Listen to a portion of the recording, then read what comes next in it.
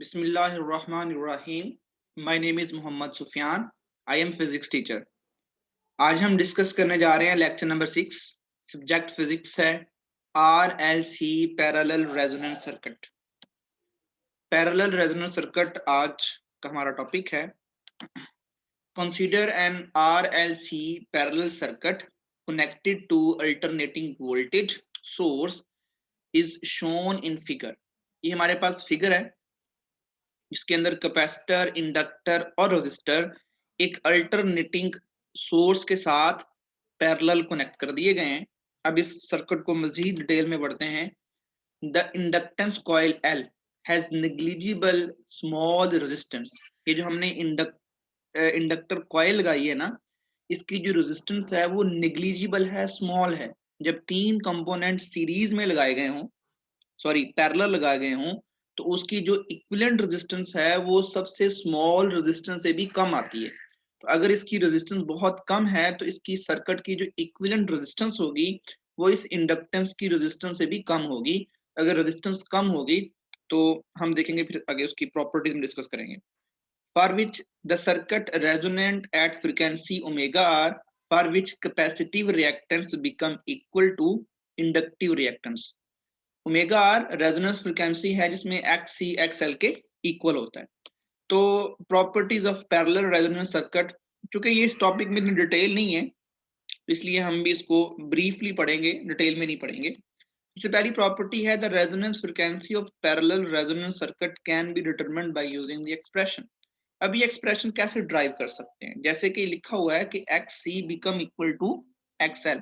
X C की value put कर दें, यहाँ पर एक्स एल की वैल्यू पुट कर दें, सिंप्लीफाई करते जाएं तो हमारे पास ये एक्सप्रेशन बन जाएगा। ये एक्सप्रेशन हम ऑलरेडी ड्राइव कर चुके हैं R L C series resonance circuit में। तो सेम हम उसको यहाँ पर भी लिख सकते हैं, ड्राइव कर सकते हैं फॉर पैरेलल रेजोनेंस सर्किट के लिए। तो नेक्स्ट बेटे हमारे पास प्रॉपर्टी है at resonance frequency the circuit impedance is maximum. Resonance के ऊपर जो सर्किट की इंपीडेंस है वो मैक्सिमम होगी। इंपीडेंस चूंकि ये सर्किट रेजिस्टिव बिहेव करेगा और रेजोनेंस के ऊपर जो XL है और XC ये आपस के इफेक्ट को कैंसिल कर देंगे, सर्किट में सिर्फ रेजिस्टर बचेगा तो वो मैक्सिमम रेजिस्टेंस को शो करेगा, मैक्सिमम इंपीडेंस को शो करेगा।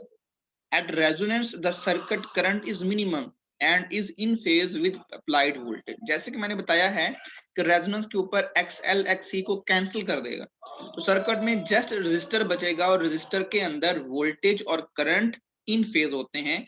इट मीन एंगल जीरो होता है। तो ये हमारे पास द पावर फैक्टर इज 1। अगर V और I में एंगल जीरो है तो वो जीरो जब हम cos थीटा में पुट करेंगे तो उसकी वैल्यू 1 आएगी और cos थीटा को हम बोलते हैं पावर फैक्टर। तो पावर फैक्टर की वैल्यू क्या निकली? 1 निकली। The variation of current with frequency of source is source in shown in figure. ये हमारे पास फिगर में शो किया गया है। रेजोनेंस के ऊपर चूंकि ये हमारे पास इस सर्किट के अंदर जो XL XC को कैंसिल आउट कर देगा तो करंट आसानी से पास कर जाएगा।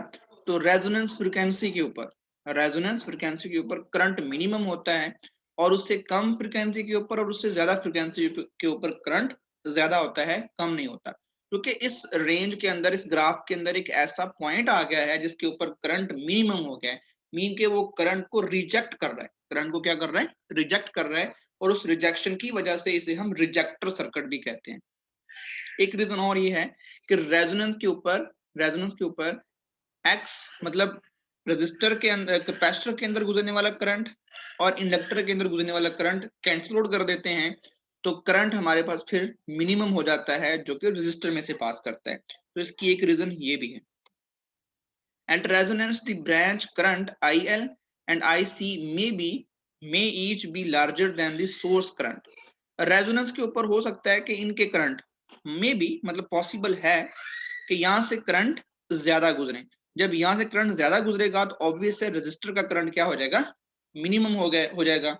जब रेजिस्टर का करंट मिनिमम होगा तो ये इसलिए लिखा हुआ है कि at resonance circuit current is minimum and is in phase with the applied volt.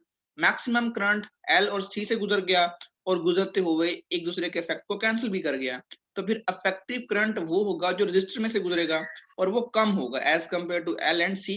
ये लाइन उसकी तरफ भी हमें इशारा कर रही है। तो ये हमारा आज का टॉपिक था। अगर किसी को कोई कंफ्यूजन हो तो आप डिस्कस कर सकते हैं। ये बेसिकली ब्रीफ एक्सप्लेन किया गया है, इसकी डिटेल भी एक्सप्लेन की जा सकती है, लेकिन चूंकि हमारे कोर्स में नहीं है तो हम इसको ब्रीफली ही अंडरस्टैंड करेंगे।